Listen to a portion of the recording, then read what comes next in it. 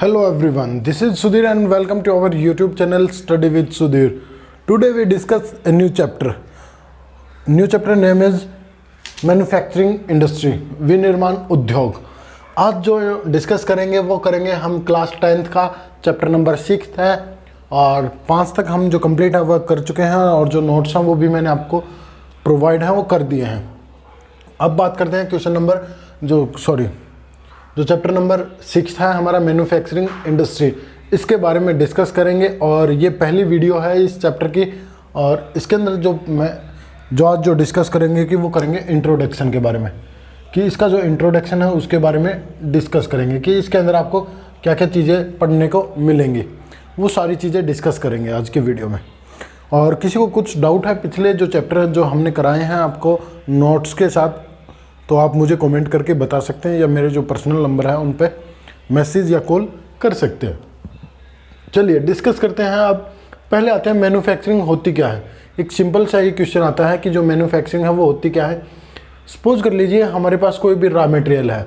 Raw material की मैं बात करूँ कि कॉटन है हमारे पास, कि हमने जो कॉटन की जो एग्रीकल्चर है वो की, तो हमारे पास क्या हुआ, एक रॉ मटेरियल हुआ. हमने क्या किया, उसकी प्रोसेसिंग की, उसके अंदर प्रोसेसिंग की और प्रोसेसिंग करने के बाद हमें क्या मिले, एक वैल्यूएबल गुड्स मिला. जैसे हमने क्या किया, देखिए हमारे पास कॉटन थी, हमने कॉटन के अंदर प्रोसेसिंग की और हमें जो क्लॉथ है वो मिले, कि जो कॉटन है वो सपोज कर लीजिए वो है हमारी 45 रुपये पर केजी. और हमने प्रोसेसिंग करने के बाद हमारे वही उसी पे सपोज कर लीजिए यहाँ पे 250 की एक शर्ट है वो बन जाती है. 250 की एक जो शर्ट है वो तैयार हो जाती है.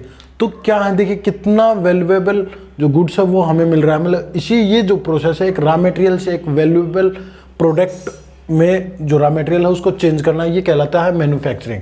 यहाँ तक आपको समझ आया होगा. जैसे गन्ना है, एग्जाम्पल सिंपल से लेते हैं, हम एग्रीकल्चर करते हैं और एग्रीकल्चर करते हैं तो उसमें गन्ने की कृषि करते हैं.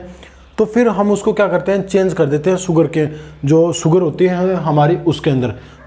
तो जो शुगर केन है वो उसका जो प्राइस होता है वो काफ़ी कम होता है गन्ने का, और प्रोसेसिंग करने के बाद आपको जो शुगर है वो 40 या 50 kg मिल जाती है.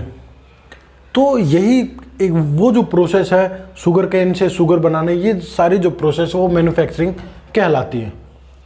अब और इसके बारे में डिस्कस करते हैं. इंपॉर्टेंस ऑफ मैन्युफैक्चरिंग या बैकबोन ऑफ डेवलपमेंट. देखिए दो चीज़ याद रखना, ये पॉइंट इंपॉर्टेंट है. बाकी जो सभी जो पॉइंट है वो इन्हीं के बारे में डिस्कस करेंगे कि इंपॉर्टेंस ऑफ मैन्युफैक्चरिंग, कि ये किस तरह से क्या इंपॉर्टेंस है, या फिर बैकबोन ऑफ डेवलपमेंट, कि जो मैन्युफैक्चरिंग है इसको क्यों बैकबोन कहा जाता है डेवलपमेंट की. आपसे ये जो क्वेश्चन है वो पूछा जा सकता है या आपके मन में भी आ रहा होगा कि जो मैन्युफैक्चरिंग है ये कैसे बैकबोन है डेवलपमेंट की.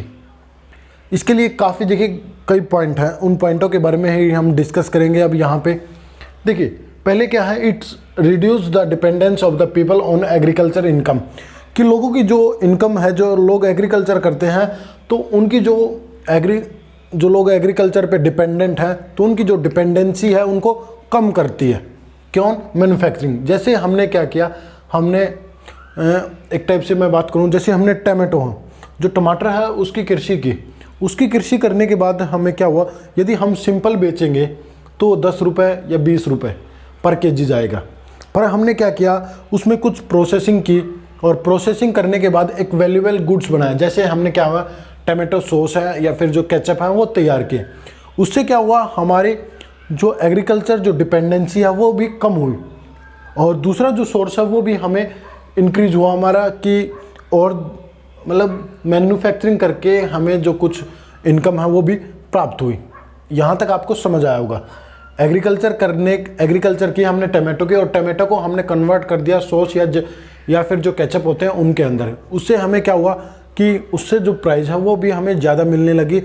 और प्रोवाइड एम्प्लॉयमेंट, हमने क्या हुआ कि जो केचप जो तैयार किया, जो प्रोसेसिंग जो की, उसके अंदर हमें क्या हुआ कि लोगों को एम्प्लॉयमेंट है वो भी देना स्टार्ट कर दिया. जो लोग हैं उनको भी जो रोज़गार है वो देना स्टार्ट कर दिया है. तो इससे क्या होता है कि मैन्युफैक्चरिंग से कि हमारी जो एग्रीकल्चर पे जो डिपेंडेंसी है उसको कम करते हैं, और ये हमें क्या है कि जो एम्प्लॉयमेंट है वो भी प्रोवाइड कराती है। फिर क्या है, इंडस्ट्रियल डेवलपमेंट। अब यहाँ पे इस पॉइंट को देखिए, जैसे जैसे इंडस्ट्रियल डेवलपमेंट होगी, जैसे जैसे जब लोग हैं वो इंडस्ट्रियल डेवलपमेंट होगी, जैसे इसी एग्जांपल को लेते हैं हम, जैसे वहाँ पे जो टमाटो जो केचप है या जो सॉस है उसका जो कारोबार है या जो बिजनेस है वो थोड़ा इंक्रीज़ हुआ। जैसे जैसे वो इंक्रीज़ होने लगा तो उसके कारण क्या हुआ, अनएम्प्लॉयमेंट की जो प्रॉब्लम है वो दूर होनी स्टार्ट हुई, और जो पॉवर्टी है, ये दोनों जो प्रॉब्लम है वो दूर होनी स्टार्ट हो गई, या मतलब ये दोनों रिड्यूस होने स्टार्ट हो गई। ये आपको समझ आया होगा।